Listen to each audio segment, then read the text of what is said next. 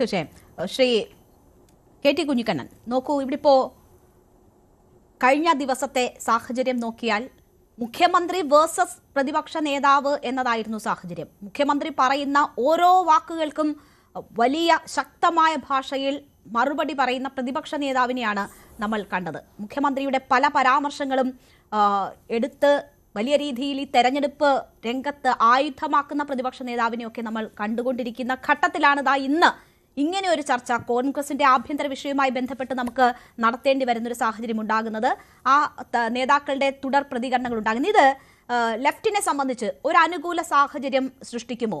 നേതാക്കന്മാർക്കിടയിൽ അഭിപ്രായ ഭിന്നതയുണ്ട്, ഈ സ്ഥാനത്തിന് വേണ്ടിയുള്ള തർക്കമുണ്ട് എന്നത് കോൺഗ്രസ് പ്രവർത്തകർക്കിടയിൽ തന്നെ ഒരു പ്രശ്നമാകുമോ എന്നൊരു ആശങ്ക നിലനിൽക്കുന്ന ഘട്ടമാണ്. അപ്പോൾ ഈ ചർച്ചകൾ ഇങ്ങനെ ഉയർന്നു വരുന്നത്, നേതാക്കൾ തന്നെ അതിന് മുൻകൈ എടുക്കുന്നത് ഒരു അനുകൂല സാഹചര്യം സൃഷ്ടിക്കുമെന്നതാണോ നിങ്ങളുടെ പ്രതീക്ഷ? എങ്ങനെയാണ് അതിനെ നോക്കിക്കാണുന്നത്? രേണു, ഞാൻ അതിലേക്ക് വരുന്നതിന് മുമ്പ് ഇന്നത്തെ ദിവസം നമ്മൾ ചർച്ച ചെയ്യേണ്ടിയിരുന്നത് കായംകുളത്തെ ഇടതുപക്ഷ ജനാധിപത്യ മുന്നണി സ്ഥാനാർത്ഥി സഖാവ് യു പ്രതിഭക്കെതിരായിട്ട് UDFന്റെ അവിടുത്തെ കൺവീനർ നടത്തിയ അങ്ങേയറ്റം അധിക്ഷേപകരമായ സ്ത്രീവിരുദ്ധമായ പ്രസ്താവന നമ്മൾ ചർച്ച ചെയ്യേണ്ടതായിരുന്നു.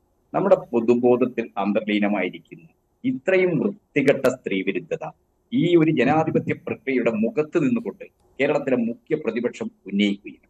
അത് നമ്മൾ ചർച്ച ചെയ്യണം. അതുമായി ബന്ധപ്പെട്ടാണ് ഞാൻ ഈ വിഷയത്തെ കാണാൻ നോക്കുന്നത്. കോൺഗ്രസ് എന്ന് പറയുന്ന പാർട്ടി നമ്മുടെ രാജ്യത്ത് ദേശീയ സ്വാതന്ത്ര്യ സമരത്തിന്റെയൊക്കെ ചരിത്രത്തിലൂടെ ഇന്ത്യയുടെ ഒരു രാഷ്ട്ര നിർമ്മിതിയിൽ വളരെ പ്രധാനപ്പെട്ട ഇടപെടൽ നടത്തിയ ഒരു പാർട്ടിയാണ്. ആ ഒരു പാരമ്പര്യത്തെയാണ് നെഹ്റൂവിയൻ പാരമ്പര്യം നിരക്ക് നമ്മളൊക്കെ അഭിമാനത്തോടെ പിന്തുടരാൻ ശ്രമിക്കുന്നത്.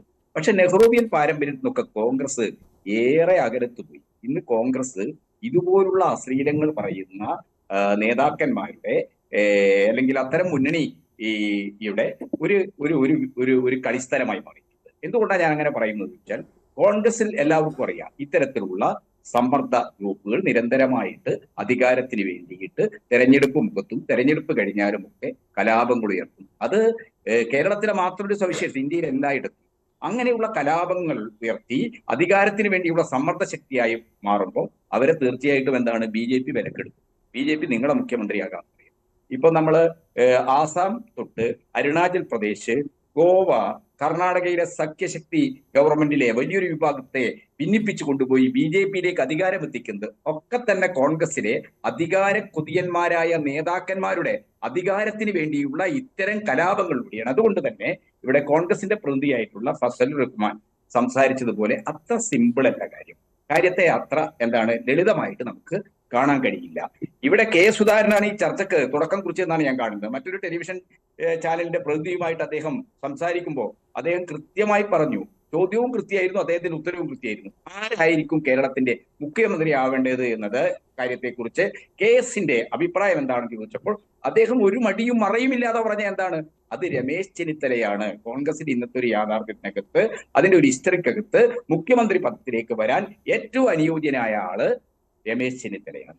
അപ്പൊ ഇങ്ങനെ ഏറ്റവും അനുയോജ്യനായ ആൾ ഞങ്ങളാണെന്ന് ഓരോ നേതാവും അവരുടെ ഗ്രൂപ്പിന്റെ നേതാക്കളെ, അല്ലെങ്കിൽ ഇപ്പോൾ ഉള്ള ഗ്രൂപ്പ് സമവാക്യങ്ങളിൽ വന്നുകൊണ്ടിരിക്കുന്ന മാറ്റങ്ങളുടെ പശ്ചാത്തലത്തിൽ പല ആളുകളെയും ഉപയോഗിച്ച് പൊതുയോഗത്തിൽ പ്രസംഗിപ്പിക്കും, കൺവെൻഷനിൽ പ്രസംഗിപ്പിക്കും. അതൊക്കെ അണികളെ, കോൺഗ്രസ്സുകാരെ, UDFകാരെ ആവേശം കൂട്ടാനല്ല, മറിച്ച് എന്തിനു വേണ്ടിയിട്ടുള്ളതാണ്? അധികാരം കിട്ടിക്കഴിഞ്ഞാൽ തങ്ങളായിരിക്കണം അധികാരത്തിന്റെ താക്കോൽ സ്ഥാനത്ത് വരേണ്ടതെന്ന് ഓരോ നേതാവും ചിന്തിക്കുന്നുണ്ട്. അപ്പൊ ഈ നേതാക്കന്മാരെല്ലാം വെറുതെ ഇരിക്കുന്ന ആളുകളല്ല. അവരെല്ലാം തന്നെ കൃത്യമായ ചില താല്പര്യങ്ങളുമായി ബന്ധപ്പെട്ട വിഭാഗങ്ങളെ കൂടി പ്രതിനിധീകരിക്കുന്ന ആളുകളാണ്. അപ്പൊ ഏതെങ്കിലും രീതിയിൽ കേരളത്തിൽ അധികാരം കിട്ടുകയാണെങ്കിൽ, അങ്ങനെ ഒരു ചോദ്യം തന്നെ അപ്രസക്താണ്. നമ്മള് പൊളിറ്റിക്കലായി കറക്റ്റ് ആണോ എന്ന് എനിക്കറിയില്ല. ഈ കഴുതക്കാഹം കരഞ്ഞു തീർക്കുമെന്ന് പറയും. അധികാരം കിട്ടാൻ പോകുന്നില്ല, UDFന് ഗവൺമെന്റ് ഉണ്ടാക്കാനുള്ള ഭൂരിപക്ഷവും കിട്ടാൻ പോകുന്നില്ല. പക്ഷെ അധികാരം കിട്ടിക്കഴിഞ്ഞാൽ ഞങ്ങളാണ് മുഖ്യമന്ത്രി ആവേണ്ടത്, ഞങ്ങളുടെ പ്രതിനിധിയാണ് മുഖ്യമന്ത്രി ആവേണ്ടത്, അതിന് ഏറ്റവും അനുയോജ്യൻ ഇന്നയാളാണ് എന്ന രീതിയിൽ ചർച്ച നടത്തിക്കൊണ്ട് ഇരിക്കും. അപ്പൊ നമ്മളൊരു പാർലമെന്ററി ജനാധിപത്യ ക്രമത്തിനകത്ത് സ്വാഭാവികമായിട്ടും തെരഞ്ഞെടുപ്പ് നടക്കുമ്പോൾ തീർച്ചയായിട്ടും 5 വർഷക്കാലം പ്രതിപക്ഷ നേതാവായിരുന്ന ആളാണ് ഭരണമുന്നണിക്കെതിരായിട്ടുള്ള ഈ തെരഞ്ഞെടുപ്പ് സമരത്തെയും നയിക്കുന്നത്. പക്ഷെ ഭരണമുന്നണിക്കെതിരായിട്ടുള്ള ഈ തെരഞ്ഞെടുപ്പ് സമരത്തെ നയിക്കുന്നതിൽ കേരളത്തിലെ പ്രതിപക്ഷ നേതാവ് അത്യന്തം ദയനീയമായി പരാജയപ്പെട്ടു പോയി. ആ പരാജയത്തിന്റെ ഒന്നാമത്തെ സൂചന ഞങ്ങളുടെ പുതുയുഗ യാത്ര തിരുവനന്തപുരത്തെത്തി അതേ വേദിയിൽ ഞങ്ങൾ ഈ 140 മണ്ഡലങ്ങളിലെ ഈ സ്ഥാനാർത്ഥികളെ അങ്ങ് പ്രഖ്യാപിച്ചു കഴിയുമെന്ന് അത്ഭുതകരമായ പ്രസ്താവന നടത്തിയ ആളാണ് മിസ്റ്റർ സതീശൻ. പക്ഷെ എന്താ സംഭവിച്ചത്? അദ്ദേഹത്തിന്റെ സ്ഥാനാർത്ഥി പട്ടികയിൽ ഒരു തരത്തിലും ഒരു സമവായം കോൺഗ്രസ് പാർട്ടിക്കകത്ത് ഉണ്ടാക്കാൻ കഴിഞ്ഞില്ലെന്നാണ്. ഘടകകക്ഷികളൊക്കെ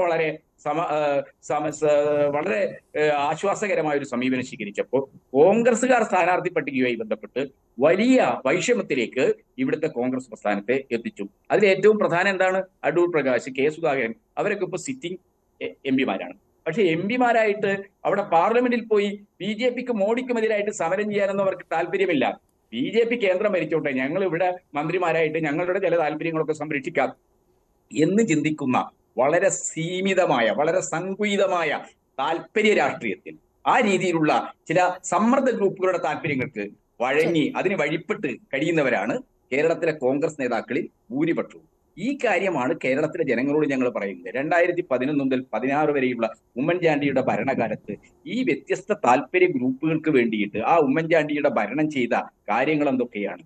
അന്നത്തെ നെൽവയൽ തണ്ണീർത്തട നിയമം വരെ അട്ടിമറിച്ചുകൊണ്ട് സന്തോഷ് മാധവനെ പോലുള്ള ലൈംഗിക കുറ്റവാളികളായിട്ടുള്ള മാഫിയ സന്യാസി വേഷമിട്ട ആളുകൾക്ക് ഭൂമി പതിച്ചു കൊടുക്കുന്നത് ഉൾപ്പെടെയുള്ള കാര്യങ്ങൾ നടന്നില്ലേ? അപ്പൊ ഓരോ നേതാവും ഓരോ ഗ്രൂപ്പിന്റെ പേരിൽ ഞങ്ങളാകണം മുഖ്യമന്ത്രി എന്ന് പറയുന്നത് ഭരണം കിട്ടിക്കഴിഞ്ഞാൽ ഈ സമ്പത്തും അധികാരവും ഒക്കെ തങ്ങൾ പ്രതിദാനം ചെയ്യുന്ന വിഭാഗങ്ങൾക്ക് വേണ്ടി ഉപയോഗിക്കാൻ വേണ്ടിയാണ്, അല്ലാതെ കേരളത്തിലെയോ ജനങ്ങളുടെയോ ഇരുണ്ട കാലം പോലെ തന്നെ തർക്കകാലത്തേക്കുള്ള തിരിച്ചുപോക്കിനുള്ള സൂചനകളാണോ ഇത് എന്ന് പറയാൻ മറ്റുള്ളവർക്ക് ഒരു അവസരം ഇത് കൊടുക്കുന്നു എന്നതാണ്. താങ്കൾ സൂചിപ്പിച്ചതുപോലെ തന്നെ യു പ്രതിഭയ്ക്കെതിരെ ലീഗ് നേതാവ് നടത്തിയ അധിക്ഷേപം അത് അങ്ങേയറ്റം സ്ത്രീ വിരുദ്ധമാണ്, ഒരു തരത്തിലും യോജിക്കാൻ പറ്റാത്തതാണ്. അദ്ദേഹം അതിൽ മാപ്പ് പറഞ്ഞിട്ടുണ്ട്. ആ മാപ്പ് പറഞ്ഞ രീതി പോലും യോജിക്കാൻ പറ്റാത്തതാണ്. സ്ഥാനാർത്ഥി എം ലിജു ഉൾപ്പെടെ മാപ്പ് പറഞ്ഞ് രംഗത്തെത്തിയിട്ടുണ്ട്. അതിൽ നിയമ നടപടികൾ ഉണ്ടാകും എന്നതാണ് മനസ്സിലാക്കേണ്ടത്, ഉണ്ടാകേണ്ടതാണ്. യു പ്രതിഭയും അക്കാര്യം നിയമ നടപടികളുമായി മുന്നോട്ട് പോകുമെന്ന് പറഞ്ഞു. ആ കോൺഗ്രസിനെ പ്രതിനിധീകരിച്ചല്ല, കോൺഗ്രസ് സഹയാത്രികനായ ഫസലു അതിൽ മറുപടി പറയുമെന്നാണ് ഞാൻ പ്രതീക്ഷിക്കുന്നത്. ഞാൻ അദ്ദേഹത്തിലേക്ക് വരാം. അതിനു മുൻപ് ശ്രീ ജോർജ് പൊടി. കൂടുതൽ വാർത്തകൾക്ക് news 18 Keralam YouTube channel subscribe ചെയ്യുക.